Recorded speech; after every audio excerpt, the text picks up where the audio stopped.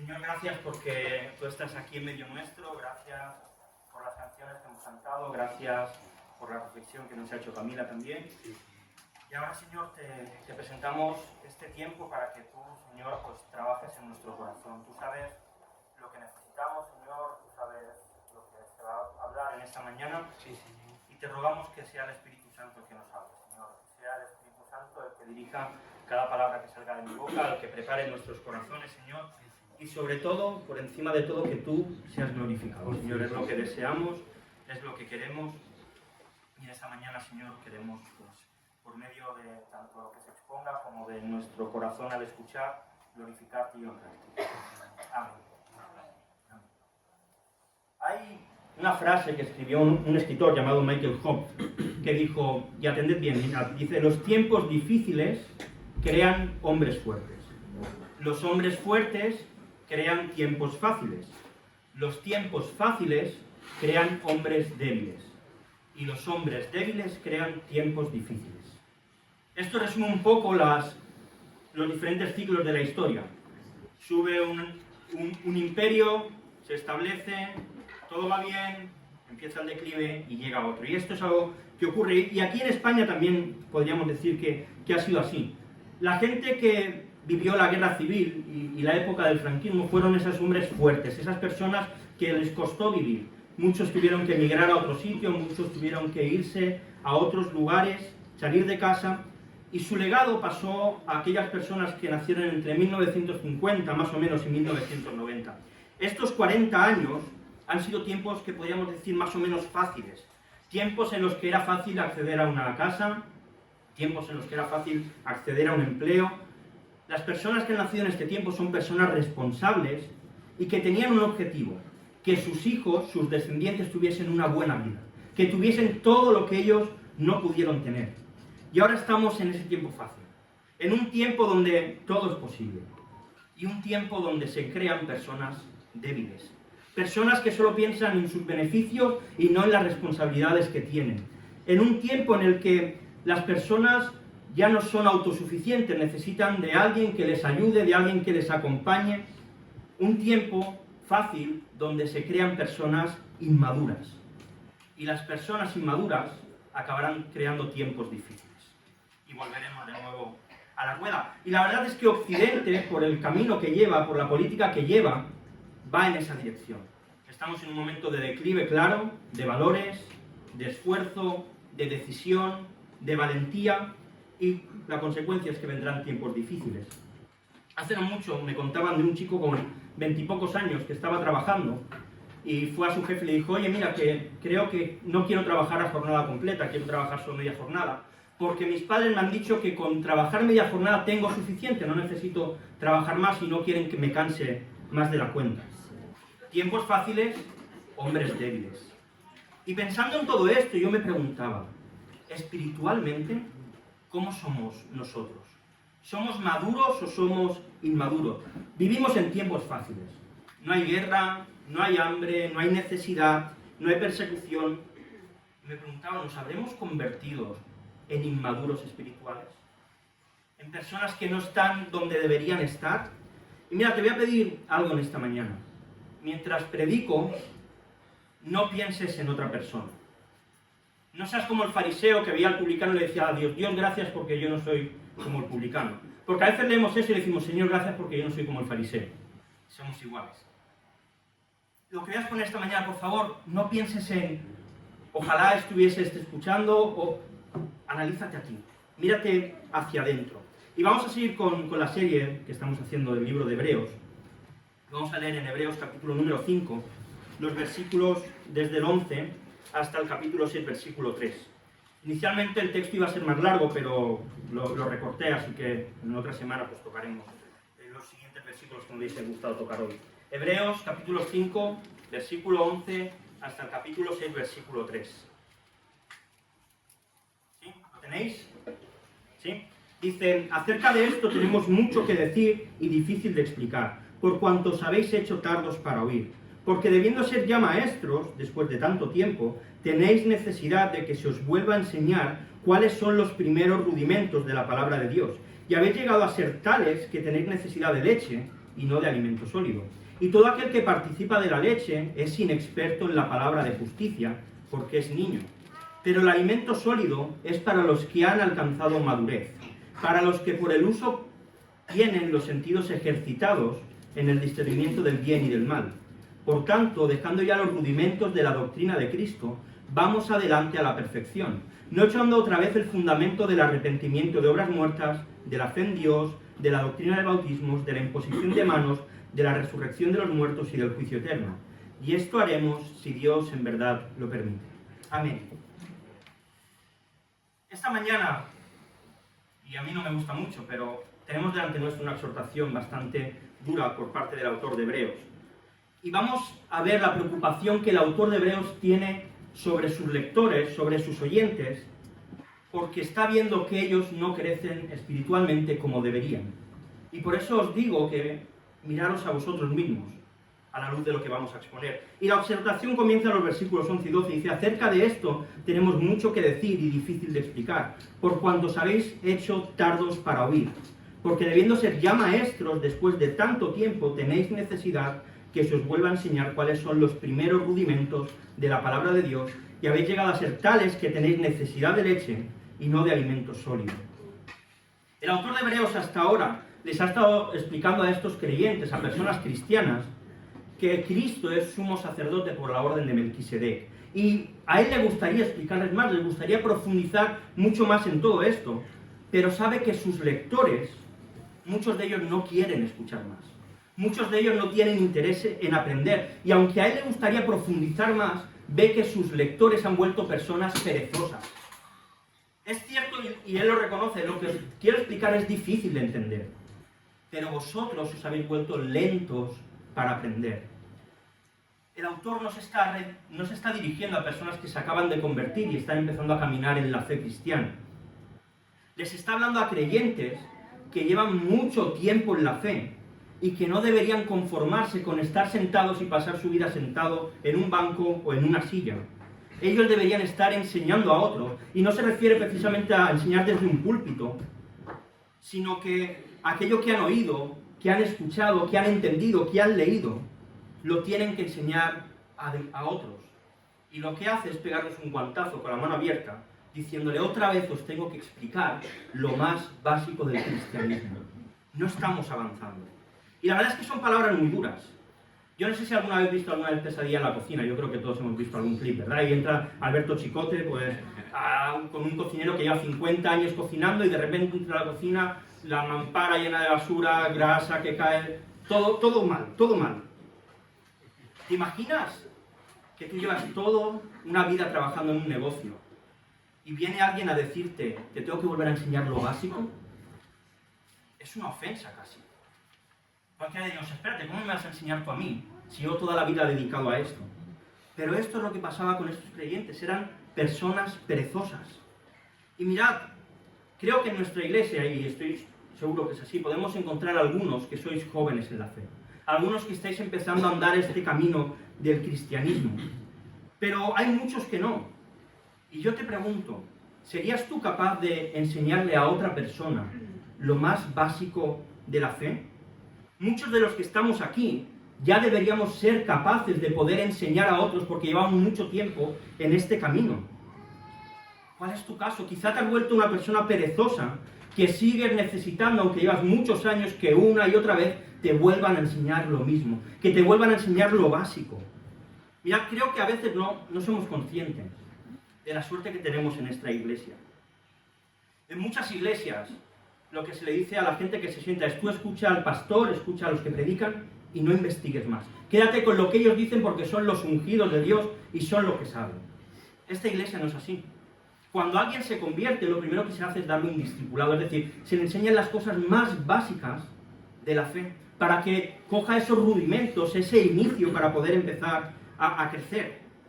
Y aquellos que ya llevan tiempo tienen la oportunidad de apuntarse a un seminario. Y mira, el seminario de esta iglesia no es para enseñar lo que la iglesia cree, es para dar herramientas a cada uno para poder estudiar la Biblia por sí mismo, para entender todas las diferentes doctrinas que hay, y que si es necesario y tú llegas a esa conclusión, puedas creer algo diferente de lo que cree la iglesia, siempre y cuando tú luego respetes lo que cree la iglesia y no enseñes lo contrario. Pero no somos dogmáticos en hay que creer esto. Hay libertad siempre y cuando se respete lo que se cree. No estamos en una iglesia en la cual no se invita a estudiar. Todo lo contrario. Yo hay muchas cosas que de la iglesia donde me formé pienso diferente, y fue porque me enseñaron a estudiar la Biblia. Me dieron las herramientas para yo llegar a esas conclusiones. Quien se sube aquí no tiene la verdad absoluta. Nos esforzamos, estudiamos el texto, oramos, pero nos podemos equivocar. Vosotros sois quienes dicen si lo que estamos diciendo es conforme a la Biblia o no. Así que, mirad, cualquiera de vosotros, cuando se habla del nuevo ciclo del seminario, aprovechadlo. Apuntaos, estudiad, no seáis perezosos. Y por supuesto que cada uno tiene sus circunstancias. Pero si puedes, y sé sincero contigo mismo, no pierdas la oportunidad de tener herramientas para conocer más a Dios. Y precisamente de esto hablan los versículos 13 y 14. Dice, y todo aquel que participa de la leche es inexperto en la palabra de justicia porque es niño. Pero el alimento sólido es para los que han alcanzado madurez, para los que por el uso tienen los sentidos ejercitados en el discernimiento del bien y del mal. Mirad, conforme crecemos en la vida, la edad nos da algo, y es experiencia. Un niño de 2 años tiene menos experiencia que un niño de 3, aunque aparentemente casi sean iguales.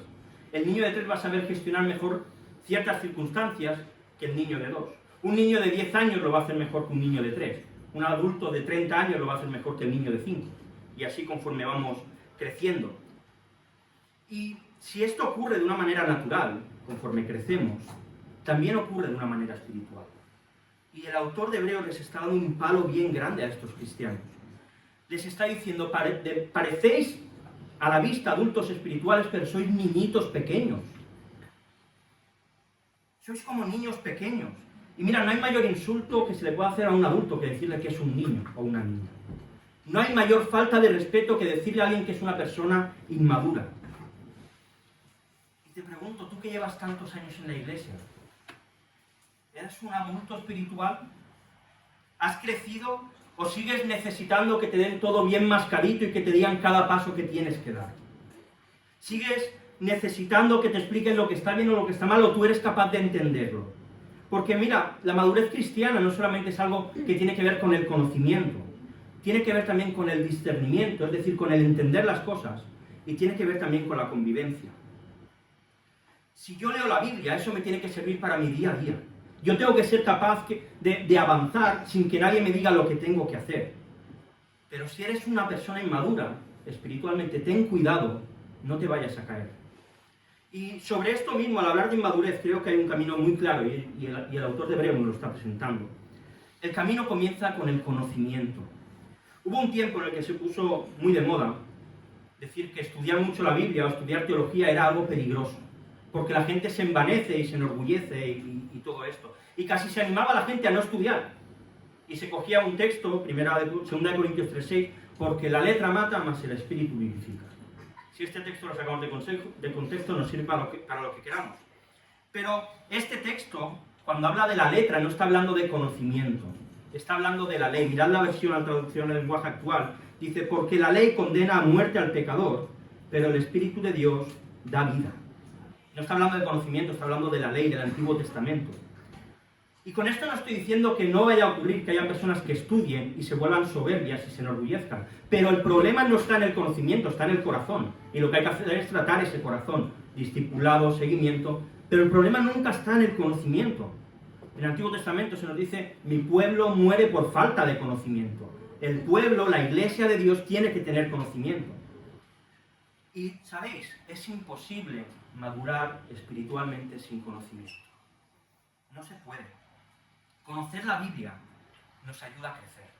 Conocer a Dios nos ayuda a madurar. La teología nos sirve para amar más a Dios. No es para saber más, es para enamorarnos más de Jesucristo.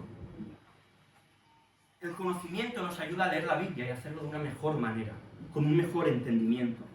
Si no aumentamos nuestro conocimiento, somos niños espirituales. Somos bebés espirituales que seguimos necesitando leche. Somos personas inmaduras. Mira, no es posible que llevemos años y años y años en la fe y nuestro conocimiento y nuestra profundidad de la Biblia siga siendo siempre la misma. No puede ser. Si eso es así, eres un inmaduro. Y con el conocimiento llega el discernimiento. El propio texto dice, el alimento sólido es para los que han alcanzado madurez, para los que por el uso tienen los sentidos ejercitados en el discernimiento del bien y del mal. ¿Qué quiere decir esto? Que cuanto más conocimiento tenemos, cuanto más conocemos a Dios, cuanto más comprendemos que Dios es soberano, que Dios es santo, que Dios es recto, que Dios es justo, que Dios es misericordioso, que Dios es amoroso, que Dios tiene gracia, entonces para nosotros tiene que ser más fácil entender lo que está bien y lo que está mal. Mira, para los líderes de jóvenes, Susana ya tiene experiencia en esto, pero Max y Andrea, cuando los jóvenes llegan a los 15 o 16 años, es cuando empiezan a hacer la pregunta, oye, ¿tal cosa es pecado? ¿Puedo hacer tal cosa o Dios se va a enfadar? Y, ¿sabes? Esto es normal, porque son inmaduros. Están en una edad en la que están madurando, tanto en la vida normal como a nivel espiritual. Y esto es normal que pase con personas que se acaban de convertir, con los jóvenes, con personas que están comenzando ese camino espiritual, ese andar en la fe, y que están empezando a tener conocimiento. Pero aquellos que se supone que somos personas experimentadas, personas que deberíamos tener conocimiento, no podemos vivir nuestro cristianismo buscando dónde está el límite de lo que puedo hacer y de lo que no. No puede ser que siempre estemos buscando la línea de esto es pecado y esto no. Porque cuanto más conocemos a Dios, cuando nuestro conocimiento es más grande, mayor es nuestra capacidad de disfrutar de la libertad que Cristo nos ha dado al morir en la cruz.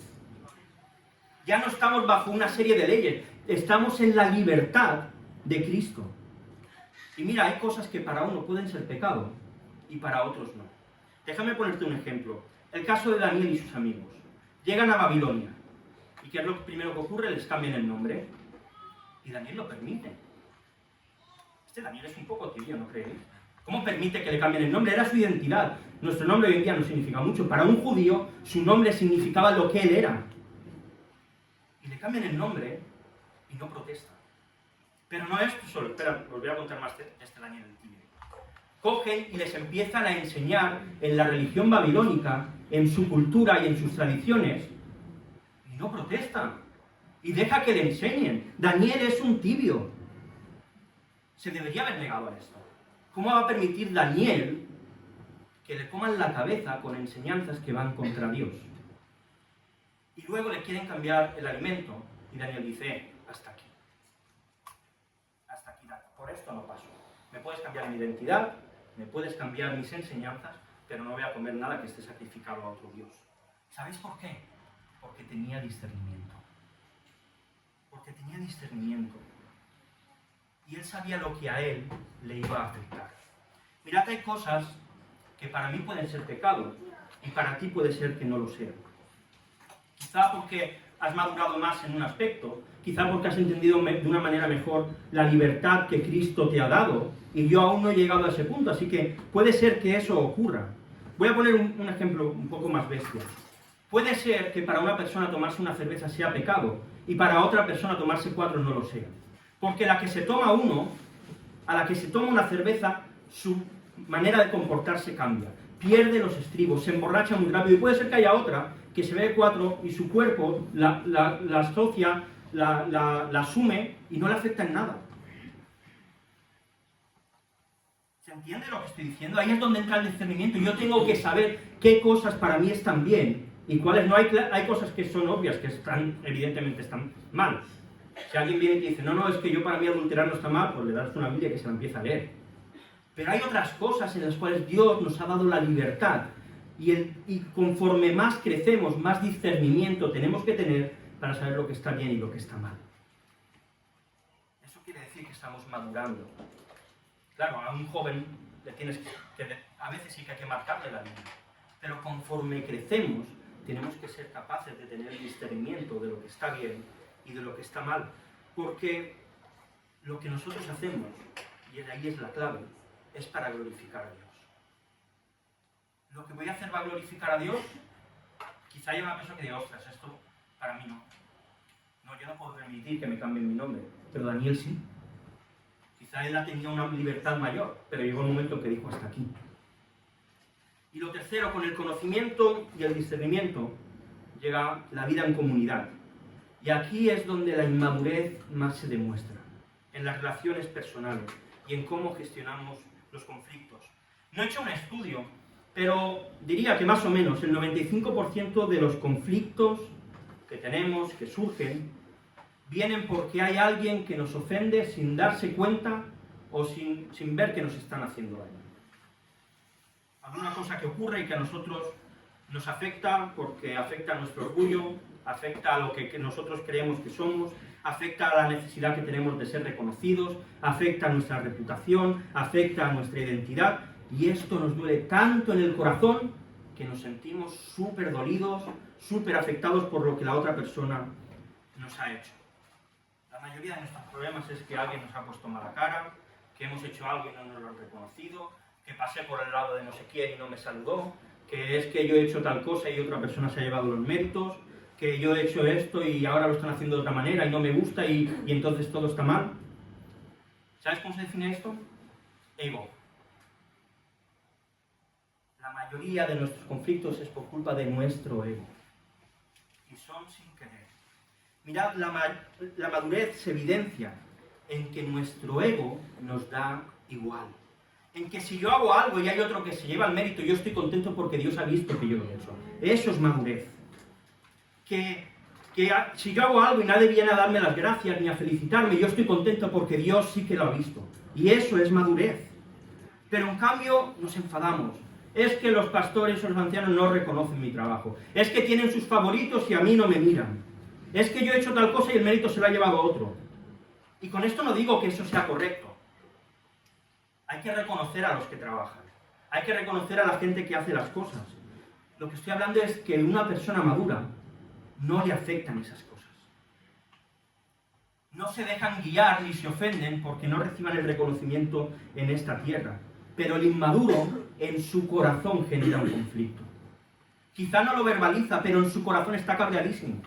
Está enfadado con todo. ¿Y si sabéis lo que ocurre cuando pasa esto? O se dejan de hacer las cosas o se hacen mal. Y es peor hacerlo mal que dejarlo hacer. Ya cuando alguien nos ofende, ya sea desde el púlpito, desde la consejería, nos vamos rápidamente a Mateo 18. Si alguien te ofende, ve con él a solas, habla con él, si no, coge un par de testigos, y si no, ponlo en la iglesia, y si no se arrepiente, tenlo como gentil y publicano. Pero a todo esto hay un paso previo. Un paso previo que resuelve el 99,9% de los conflictos. Si aún no te has perdido y aún me sigues, te voy a pedir que hagas algo. Saca el móvil y abre tu aplicación de notas. Te voy a dictar un versículo en 2 versiones para que te lo apuntes. Y cuando te enfades por algo, abre la notita y te lo lees. Sí, sacadlo el móvil. Esto es raro que un predicador diga sacate el móvil. Le abráis el WhatsApp. Solo sacate el móvil y abrid las notas. ¿Sí? ¿Estáis? Proverbios 19:11.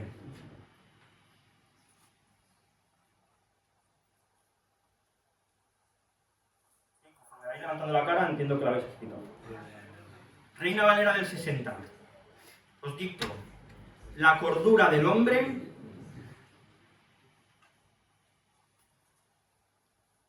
detiene su furor, coma.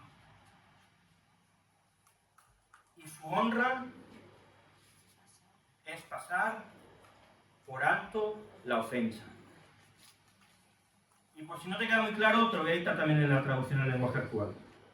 ¿Sí lo tenéis todos escrito? Y su honra es pasar por alto la ofensa. Ahora en la traducción al lenguaje actual, que se entiende mejor aún.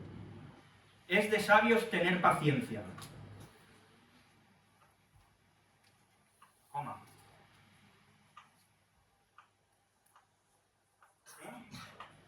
Y es más honroso perdonar la ofensa. Y es más honroso perdonar la ofensa. ¿Sí lo habéis escrito? Ya podéis guardar los móviles. Si no, estáis. La cordura del hombre detiene su furor. y su honra es pasar por alto la ofensa.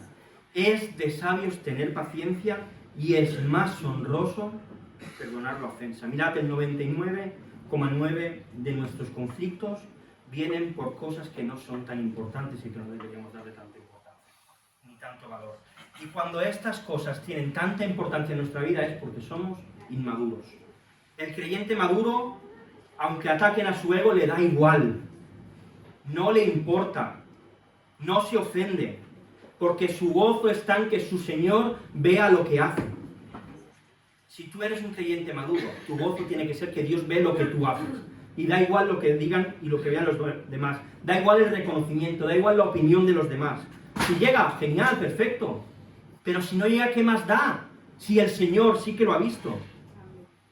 ¿Quieres saber si eres inmaduro? Tienes que hacer algo. Ser sincero contigo mismo. Y preguntarte, si todo lo que tú haces, otro se llevase la gloria, ¿cómo te afectaría? Si de todo lo que tú haces nadie lo viese y solo Dios, ¿cómo te afectaría? Ahí sabrás si eres maduro o eres inmaduro. Sé sincero contigo mismo. Y mirad, el ejemplo de Jesús es nuestro modelo. Jesús ha recibido un montón de ofensas.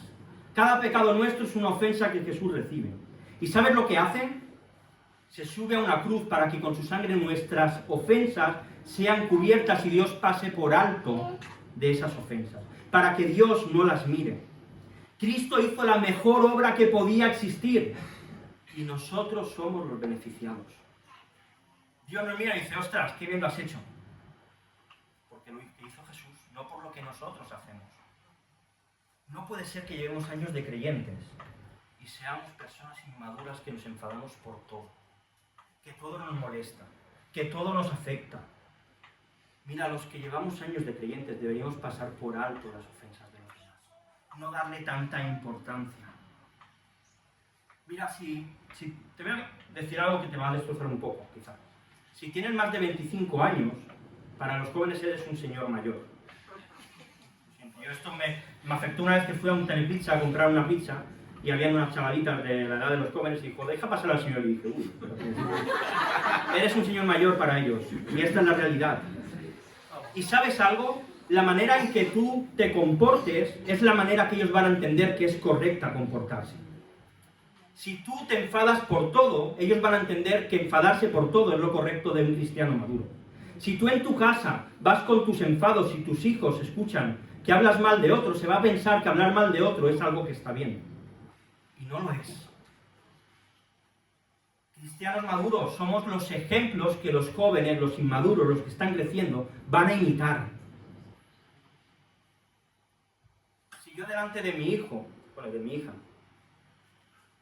iba a decir cuando sea más grande, ya se entera de todo, critico a alguien, ella va a entender que eso está bien y que esa persona es lo que yo estoy diciendo.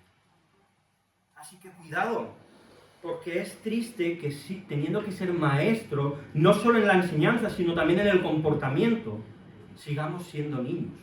Es lo que el autor de Hebreos les está diciendo y eso es lo que nosotros debemos reflexionar. Pero el autor de Hebreos no solamente quiere enseñarles que están cerca de caer por ser personas inmaduras, sino que él quiere ayudarles. Él quiere acompañarles y caminar con ellos. Y mirad, versículo 6.1 y 6.2 dice, por tanto, dejando ya los rudimentos de la doctrina de Cristo, vamos adelante a la perfección, no echando otra vez el fundamento del arrepentimiento de obras muertas, de la fe en Dios, de la doctrina de bautismos, de la imposición de manos, de la resurrección de los muertos y del juicio eterno. El autor lo que les está presentando aquí es su plan para no volver a darles leche, para que ellos empiecen a comer alimentos sólidos, para que ellos empiecen a comportar como personas adultas. Y aquí el autor presenta dos fundamentos básicos, que es el arrepentimiento y la fe en Dios, y luego les presenta 4 instrucciones, que son los bautismos, la imposición de manos, la resurrección de los muertos y el juicio eterno. Estas cosas, los lectores que estaban recibiendo esta carta, era algo que ya tenían que saber. Y es algo que nosotros también, la mayoría, ya deberíamos tener más que asumida. No tiene que ser necesario que una y otra vez se nos predique desde este púlpito las cosas básicas del Evangelio. Y aquí predicadores, también esto es para nosotros. Nuestra responsabilidad cuando subimos aquí es no dar siempre leche. No dar siempre un alimento que haga que la iglesia no crezca. Por supuesto que hay personas que la necesitan y la predicación tiene que tener una parte de eso. Pero aquellos que son adultos también tenemos que alimentarlos. No tenemos tiempo para detallar cada una de estas doctrinas, pero vamos a dar una pincelada. Porque lo que el autor está haciendo con estas doctrinas al presentarlas no son solo cosas que tienen que ver con el judaísmo, sino como estas cosas relacionadas con el judaísmo, con Cristo cambian y se vuelven mejores. Empieza diciendo el arrepentimiento de obras muertas. Y aquí el autor pone un doble énfasis, porque, recordemos, los judíos vivían bajo un pacto en el cual si ellos hacían las cosas bien, Dios les bendecía, si ellos hacían las cosas mal, Dios les maldecía. Y Dios les había dado una manera de llevar al arrepentimiento, y era por medio de los sacrificios. En cambio, el autor lo que le está diciendo es: no volvamos de nuevo a poner los fundamentos en esto. Hasta ahora él ha presentado a Cristo como mayor que los profetas, como mayor que los ángeles, como mayor que Moisés y como mayor que el sumo sacerdote. Cristo ofrece una redención mucho más grande de lo que hacían los sacrificios del Antiguo Testamento. Los inmaduros no tienen el arrepentimiento como algo importante de su vida. Se arrepienten solamente el domingo que es Santa Cena, para tomarla un poco con conciencia tranquila. Pero mira, como alguien dijo una vez, la marca real de una persona cristiana, ¿sabéis cuál es? El arrepentimiento diario. El darse cuenta que pecamos, y como yo soy maduro y me doy cuenta, me arrepiento. Pido perdón a Dios. La segunda doctrina que presenta la fe en Dios. Y en esto también hay un contraste importante. El autor de la carta ha hablado, pues, como Israel fue a Meriba y cayó y desobedecieron a Dios y al Espíritu Santo. Así que los judíos que iban a recibir esta carta, ellos ya sabían muy bien la historia. Pero esto también se amplía por medio de Cristo. La fe en Dios es el principio de nuestro caminar cristiano. La seguridad de que hemos aceptado a Cristo y que le hemos confesado como nuestro Señor y Salvador. La fe en Dios va cogida de la mano del arrepentimiento.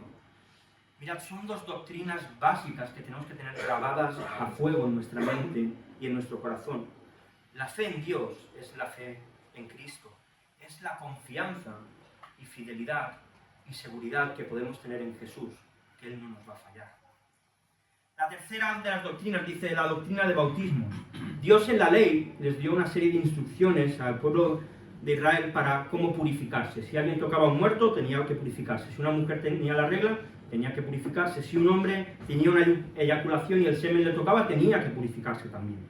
La persona tenía que pasar por unos ritos de purificación para poder de nuevo estar con el pueblo y poder presentarse delante de Dios. Estos ritos luego tienen una continuación bíblica con el bautismo de Juan el Bautista, que era un bautismo para arrepentimiento de pecados. Y posteriormente aparece el bautismo de Jesús en el nombre del Padre y del Hijo y del Espíritu Santo. Y es por medio de este bautismo que cualquier persona que nos hemos bautizado lo que hacemos es reconocer públicamente que nuestra fe está puesta en Jesús y reconocemos que Él es nuestro Señor y Salvador, que nosotros hemos puesto nuestra fe y vamos a seguir este camino. La cuarta de las doctrinas, la imposición de manos. Una práctica que cuando la observamos en el Antiguo Testamento significaba tanto la transmisión del pecado al poner las manos sobre el animal, como también se ponía las manos sobre alguna persona para impartirle una bendición. En el Nuevo Testamento también aparece la imposición de manos, como un método, por decirlo de alguna manera, para un derramamiento del Espíritu Santo sobre una persona concreta, o también para ordenar un ministerio. Y vemos como en varias ocasiones en la Biblia aparece esta doctrina, así que era una doctrina básica. La quinta, la resurrección de los muertos. Para los judíos la idea de que los muertos resucitaran no era algo escandaloso, era algo normal y era algo que ellos creían. Si recordamos las palabras que Marta tiene con Jesús cuando muere Lázaro, dice: Jesús le dijo, tu hermano resucitará. Marta le dijo, yo sé que resucitará en la resurrección en el día postrero. Le dijo Jesús, yo soy la resurrección y la vida, el que cree en mí aunque esté muerto vivirá. Así que mira, si tú no crees en Jesús y estás muerto en tu interior, Él puede darte vida hoy. No pierdas esta oportunidad. Pero vuelve Cristo a hacer esto mucho más grande. Mira, 1 Corintios 15, del 20 al 23, Pablo dice, mas ahora Cristo ha resucitado de los muertos. primicias de los que durmieron es hecho, por cuanto la muerte entró por un hombre, también por un hombre la resurrección de los muertos. Porque así como en Adán todos mueren, también en Cristo todos serán vivificados. Pero cada uno en su debido orden. Cristo las primicias, luego los que son de Cristo en su venida.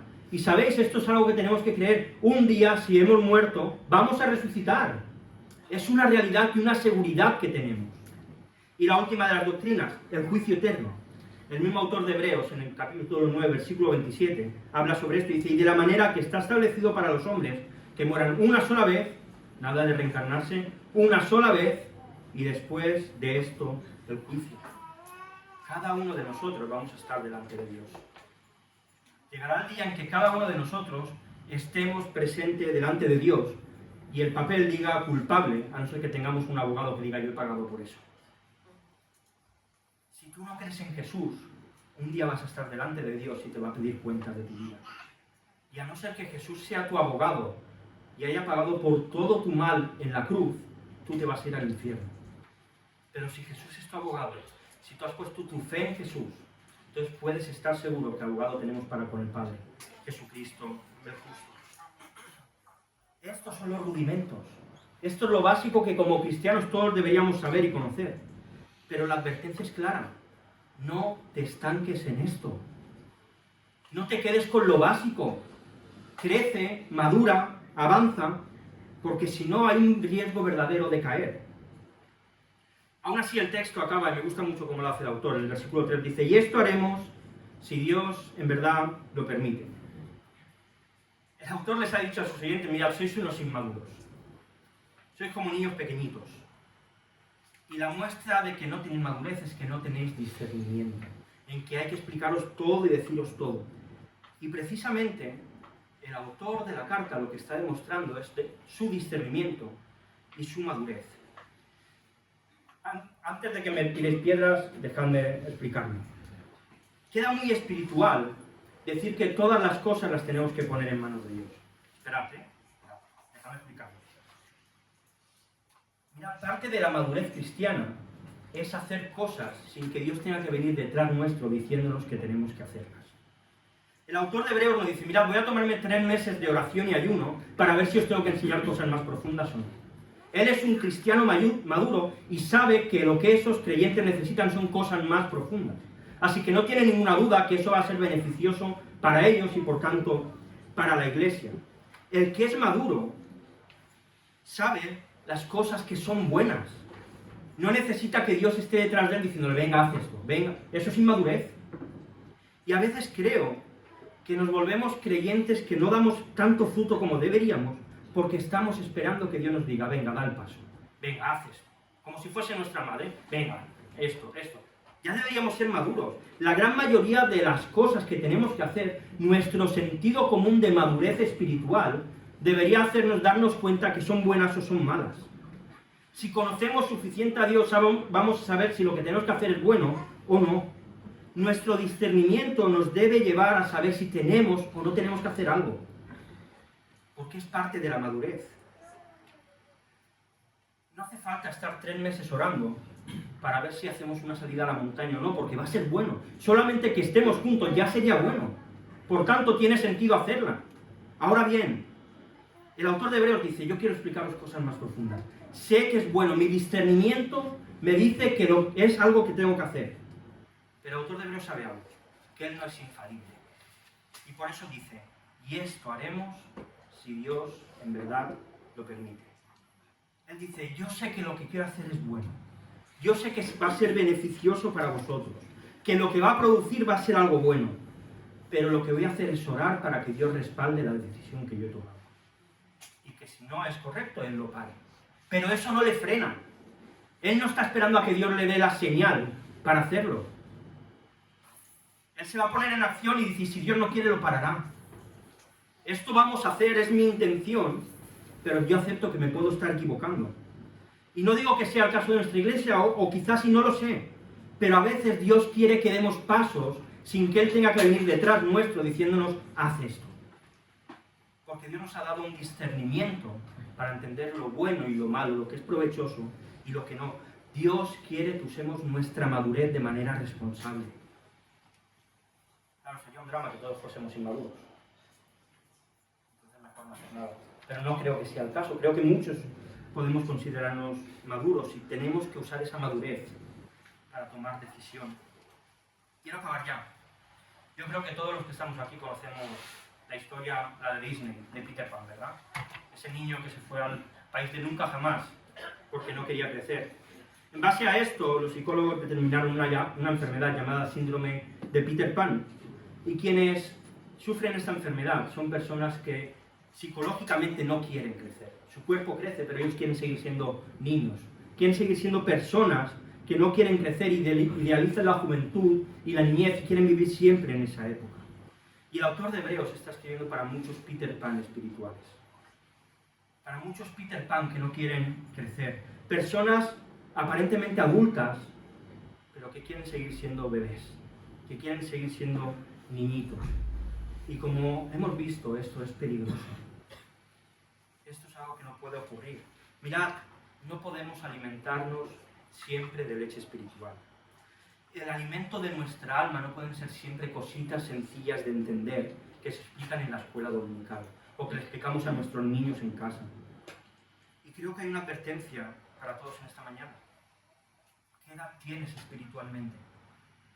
No digo la que aparentas, digo la que tienes. Mira, si acabas de empezar en este camino de la fe, puede ser normal que seas inexperto. Puede ser normal que seas inmaduro, que aún no estés preparado para acompañar a otros. Pero si llevas muchos años, ¿has crecido realmente? ¿Has madurado o sigues siendo un niño pequeño? Pero más importante que esto, ¿los demás ven que has crecido? Porque puedo engañarme y pensar que yo soy muy maduro y que todos digan que si eres el peor de todos. ¿Los demás ven que tú has crecido espiritualmente? Porque mira, cuando un niño crece, todo el mundo se da cuenta. Es así, y luego va creciendo, y sus actitudes también se ven. ¿Qué dicen los demás de tu crecimiento? Ojalá de los que estamos aquí, solo aquellos que estáis empezando a caminar en la fe, seáis inmaduros. Ojalá solo esos. Pero creo que hay más. Y por eso os decía al principio, no pienses en, si tal vez estuvies, mírate a ti, examínate a ti, si realmente eres una persona madura o inmadura. Me gustaría orar y que luego nos tomemos 3 minutos para reflexionar. 3 minutos en el que por favor nadie ore, no va a haber música. El silencio nos incomoda mucho, lo sé, pero el silencio es muy importante. Pasamos muy poco tiempo en silencio, demasiado con ruido. Muy poco tiempo mirándonos a nuestro interior y demasiado mirando fuera. Así que nos tomaremos 2-3 minutos y luego ya pues o alabanza o ángel, quien sea, pues seguirá la reunión. Vamos a ver.